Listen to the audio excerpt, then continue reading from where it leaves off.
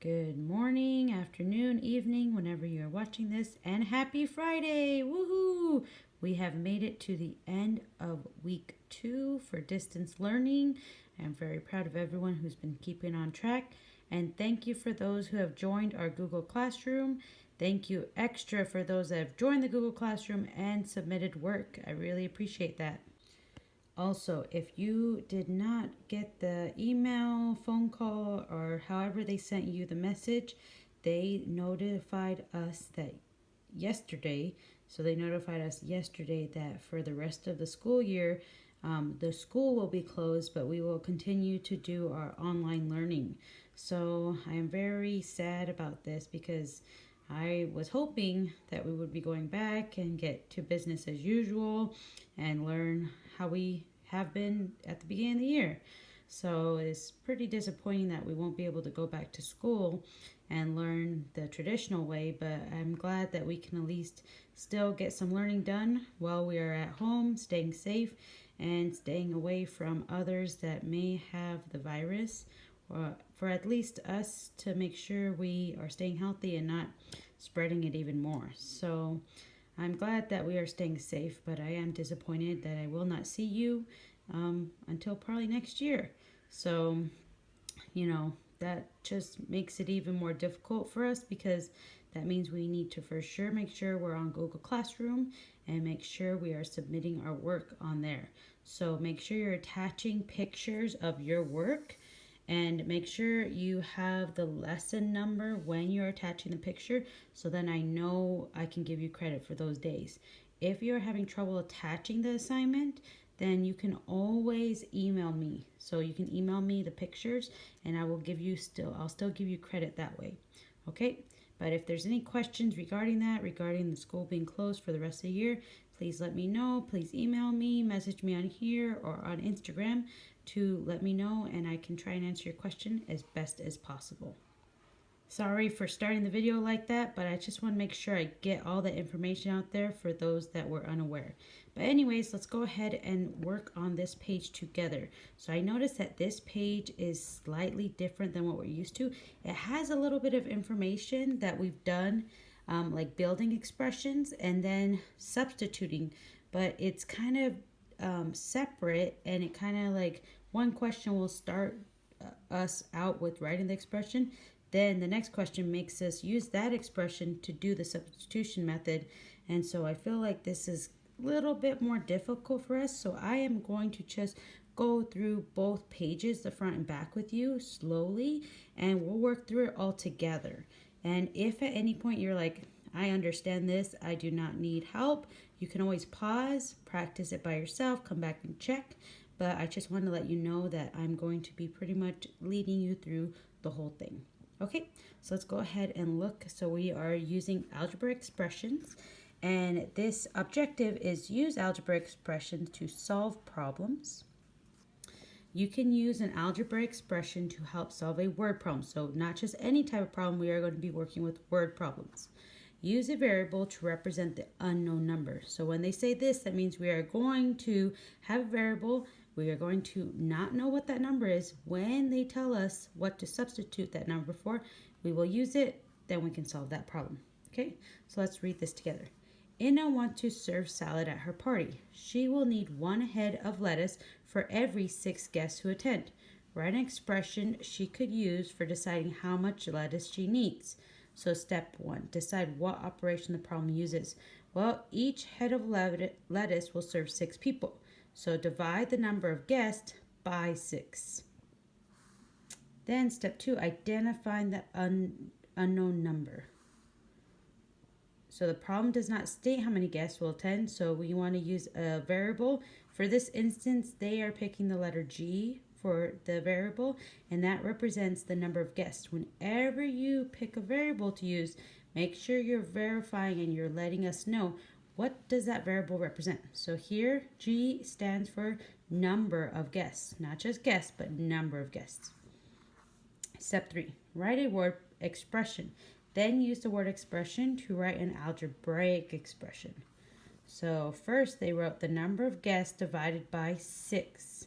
So G divided by 6, or G over 6, which is Same thing, G divided by 6, because a fraction is showing division.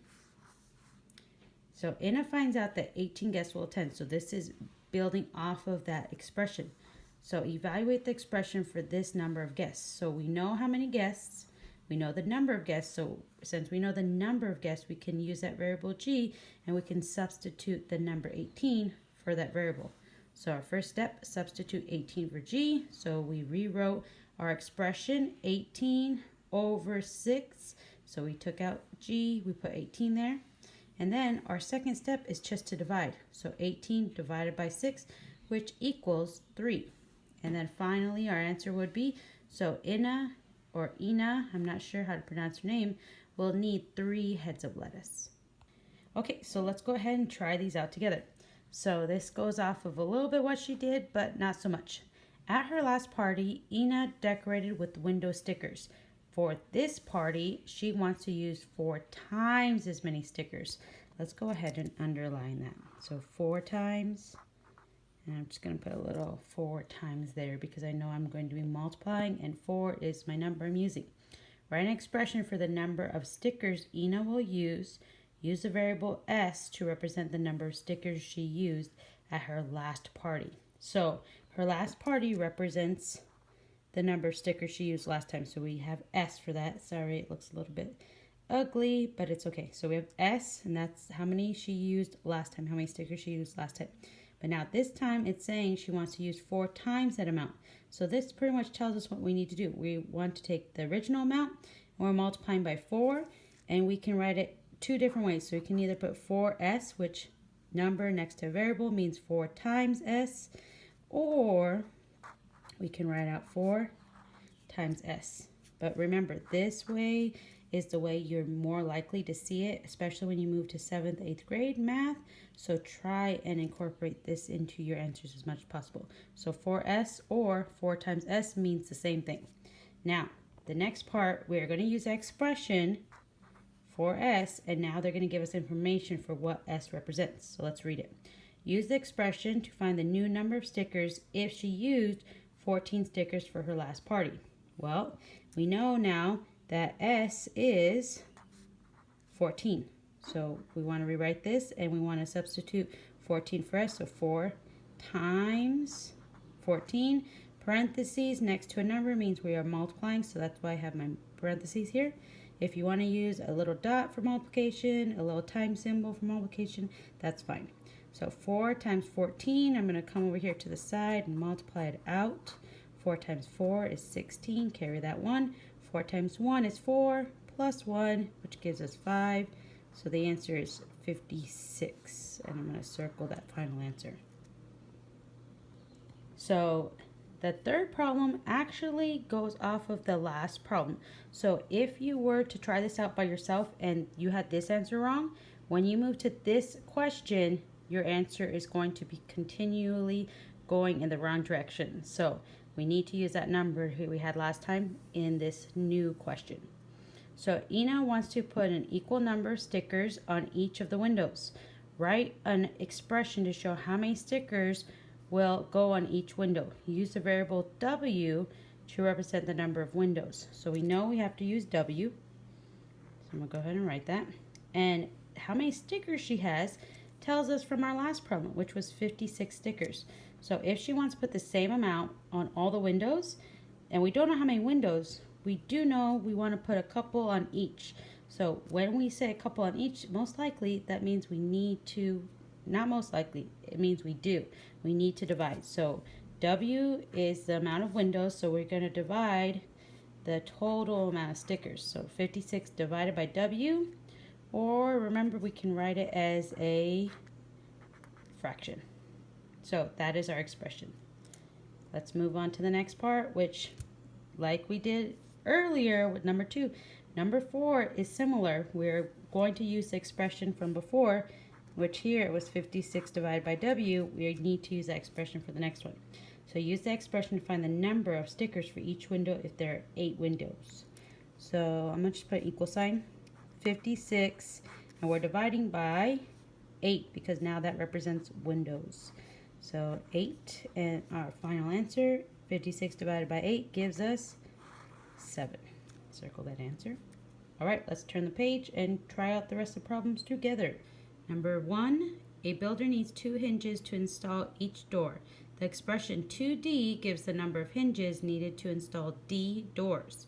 Which best describes the value of the variable D?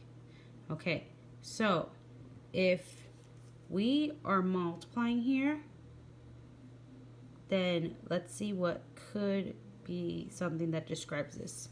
So any positive whole number, well, if there was one door, 1 times 2, positive 2. If there's 2 doors, 2 times 2, positive 4.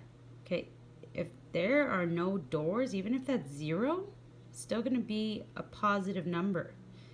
We would not use a negative number for D because we won't say we have -1 door. -1 door means we've lost a door and we don't know where it's gone, which for this one, it would not make sense. So I'm thinking right now, A is my best answer, but let me go ahead and look at B, C, and D just in case. Well, D right away, it's popping up in my head. It says any integer. Any integer could be positive or negative. We just said we won't use anything negative. Now C, any positive number. Well, notice when we were thinking about the numbers we could get here, we were only thinking about positive whole numbers, which still goes with A. Any positive number, that means it could be a decimal. Usually we aren't going to put a hinge on a half door or half of a door or a third of a door. So I would say C is not very likely. And then B, a single unknown number. Well, if it's just any unknown number, that means they're saying we could have a negative number, we could have a fraction or decimal. And again, that goes with C and D. We said no, we can't do that. So B is crossed out, which leaves us with only A. So A is our answer. Okay, Don wrote the expression 8 less than the product of M and 10. What algebraic expression did he write? What is the value of the expression for M equals 7? So first we need to figure out what's the expression. Well, let's look at it. We have 8 less than, so 8 has to be at the end. Less than means we're subtracting the product of M and 10. So 10 and M need to be multiplied, which we can write that as 10M. So we need to look for the expression that matches that. The only thing that we see that matches that would actually be C right now. So most likely it's going to be C. So, but let's check. If we substitute 7 for M, or substitute M for 7, will it give us 62? So let's check that out. 10 times 7 minus 8, 70 minus 8, 62. Perfect. It works. So C is our correct answer. Perfect. Okay, number 3. There were 3.5 inches of snow on the ground. New snow was reported to be falling at a rate of 2.5 inches per hour. The expression represents the number of inches of snow that should be on the ground after 8 hours. How many inches of snow should be on the ground after 8 hours? So first, just like the last one, we need to build the expression. Then after we have an expression, we want to check if we substitute H with 8 hours, do we get one of these answers? So let's see, what would our expression be? So we have 3.5 inches of snow on the ground. So we're starting with that number because that's already there. Then that starts to fall, snow starts to fall, it's going to be 2.5 inches per hour. So that means if it's 1 hour, another 2.5 inches fall down. 2 hours, 5 inches have fallen down. So this is going to keep increasing. And we're going to increase every time by 2.5. So that means we are multiplying by 2.5. And they told us for hour, we're going to represent H. So 2.5 times H, which would just be 2.5H. And we want to know the total that's fallen on the ground. So we will be adding. Now let's look here. A has 8, and it doesn't even have our 2.5 in there, so A for sure would not work. B looks pretty good. Looks like it has everything we need so far, but we do want to check to see if we get this answer, so let's keep looking just in case. 2.5 plus 8h. No, because it doesn't have 3.5 anywhere in our expression. We need that. Here it has both 2.5 and 3.5. Awesome. But they're saying you're going to add that, then multiply by h. That wouldn't be correct because the 3.5 is just what we're starting with. We're not increasing that every hour. So most likely the answer is going to be B, but let's check. Let's substitute h with 8 and see. Does that give us this number? So let's rewrite this expression with 8 for h. Okay, so we have 2.5 times 8. I'm just going to rewrite this here. 2.5, and another 2.5 would be 5. Another 2.5 would be 7.5. Another 2.5 would be a total of 10. So right now we're at 10. So if there's 4 hours and it's 10 for our amount of snow, well, 8 hours would be double that. So 10 times 2 would give us 20 inches of snow. Okay, you could use a calculator if you needed it for that, but I like to just calculate it, add it up a little slowly, and just think about it rationally. Okay, 20 plus our 3.5 would be 23.5, which gives us our total. Does that match here? Yep, perfect. So B is the answer. So I feel pretty confident in you trying 4, 5, and 6 on your own. So I'm actually not going to try those with you. I want you to try them on your own. Come back and check your answers. Okay, let's check our answer. Number 4 was B. So it's any non-negative number because when we were talking about distance, it has to always be positive. But it could be a half mile, could be a whole mile, could be a quarter of a mile because we were talking about miles. So that means it could be any non-negative number, but we want to say any whole number because for miles, it could be a half mile, it could be a rational number. So that's why I went with B. 5, they wanted us to build an expression and then make sure to say what does the variable represent. So 16s, 16 times s represents the number of months. And we use that expression to answer the next question. So 16s is what we're starting with. They say it's 9 months. So if we have 9 for our total months, we substitute s with 9. 16 times 9 gives us 144 days. So I hope you understood the lesson, and I hope you have a great rest of your day. See you next week. Bye.